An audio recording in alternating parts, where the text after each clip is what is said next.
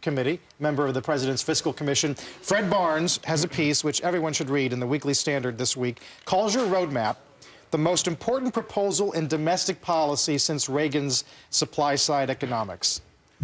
That's pretty high praise. Yeah, that is. I don't really know what to say about that. What I decided to do when I became the head of the Budget Committee for Republicans is put out a plan that does three things. Pays off the debt, fulfills the mission of health and retirement security, and gets this economy growing and makes it ultra-competitive in the 21st century global economy. The CBO has certified the things I've said. It is a plan to have higher living standards, higher economic growth. It fulfills the mission of health and retirement security, and it does actually pay off the debt. And I purpose for putting this plan out there. You can go to AmericanRoadmap.org if you want to see all of the details on it. The purpose was to show that it's not too late for America to get it back, to get its growth back. And so what I would say is two things are in front of us. We're sort of at that proverbial fork in the road. Do we want the American idea where we reclaim, liberty, freedom, free enterprise, self-determination, the principles that built this country, and get that American idea back, that entrepreneurial economy? Or do we want to go down this path of a cradle-to-grave social welfare state, which I would argue the current administration and Congress is taking us down? That's the choice we have before us, and it's really a difference between a prosperity plan or an austerity plan. Do you get ahead of the debt crisis now, get it taken care of?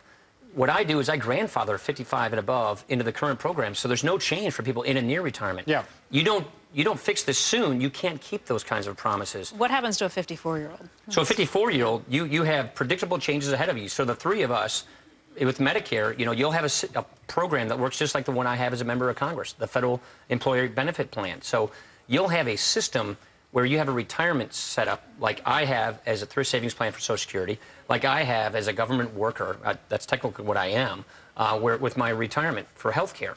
And so what we can show you is gradual changes for younger people that are predictable, but more importantly, sustainable. CBO is certified that my plan makes Medicare, Medicaid, and Social Security solvent, pays off that national debt. And if you do that, you will get us on the path toward prosperity. If you don't do that, then it's austerity. Raising taxes on the economy now, cutting benefits for seniors currently. But walk me through, if I'm someone, let's say, who's 50 years old, what kind of changes can I expect as to what I thought or had been promised to this point I was going to get? You'll get what you were already promised, what you've already made on Social Security. Okay. When it comes to Medicare, you will get a payment that will be equal to the current Medicare per person payment. If you're low income, you get more. If you're sick, you get even more. If you're wealthy, you don't get as much. And then you take that payment to pick among a list of Medicare certified plans for your health care benefit, just like federal workers do when they select their health care plans. There have been liberal groups that have looked at the plan and said that it reduces revenues by $2 trillion and raises taxes on all but the top 10% of earners. Do they have this right? No, that's actually Citizens not quite for at all. Tax Justice? No. Yeah, Citizens for Tax Justice. No, their numbers. I'm very familiar with their methodology. Completely disagree with it. What I say is if you want to have a postcard-sized tax reform with 10% on the first 100 grand, 25% above that, a flat tax basically, you can choose that. If you want to keep with the current code, you can choose that. I would get rid of the corporate income tax system. It's a real growth killer, and replace it with a basic consumption tax, 8.5%, border adjustable, immediate expensing.